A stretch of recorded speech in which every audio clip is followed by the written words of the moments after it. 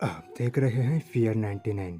Fear 99 की आज की कहानी में आगे बढ़ने से पहले अगर आपने हमारा चैनल अभी तक सब्सक्राइब नहीं किया है तो कर ले और साथ ही बेल आइकन को भी ज़रूर दबाएं।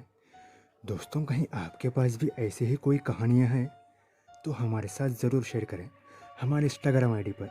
इंस्टाग्राम आईडी है इंस्पायरिंग स्टोरीज 137, जिसका लिंक चैनल के डिस्क्रिप्शन में दिया गया है। तो चलिए बढ़ते हैं आज की कहानी की ओर। सुबह के करीब 5 बज रहे थे। मैं नाके पर से एक दुकान से दूध की पैकेट लेकर आ ही रहा था। वो क्या है कि मुझे सुबह होते ही चाय चाहिए ही होती है। मैं चाय बनाकर पी ही रहा था कि तभी सामने टिपाई पे रखा फ़ोन बज उठा। मैंने नंबर देखा तो मेरे मालिक का कॉल था।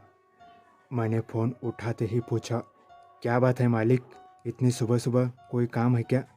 इस पर मालिक ने कहा, शाम फटाफट ट्रक लेकर लोडिंग पॉइंट पर पहुंचो।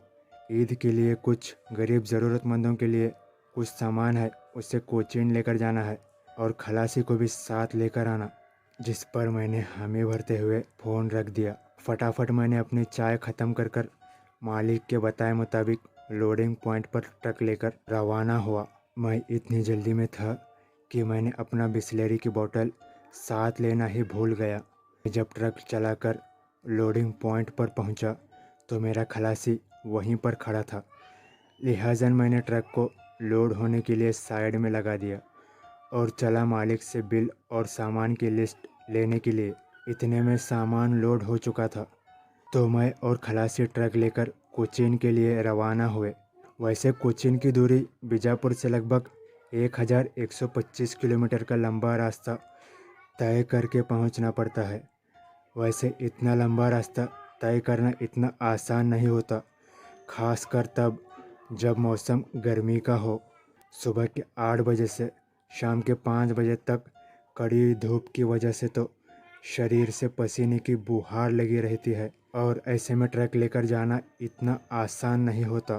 खैर, अब हम आगे बढ़े जा रहे थे।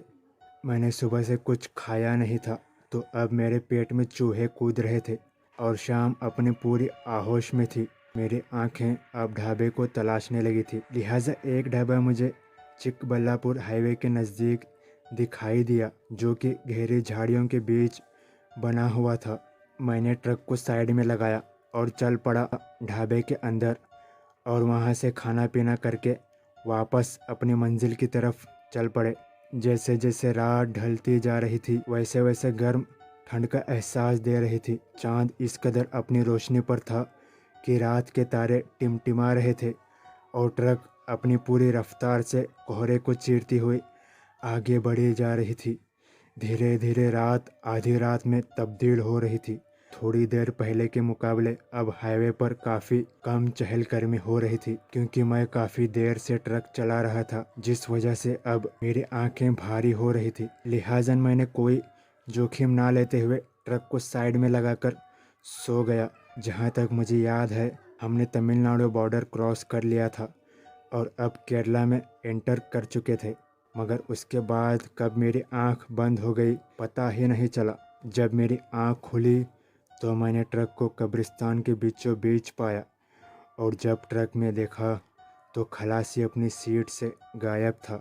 मैंने ट्रक से नीचे उतरकर खलासी को आवाज़ लगाई और जैसे ही मैंने आवाज़ लगाई उसकी रिटर्न आवाज़ मुझे ही सुनाई दे रही थी।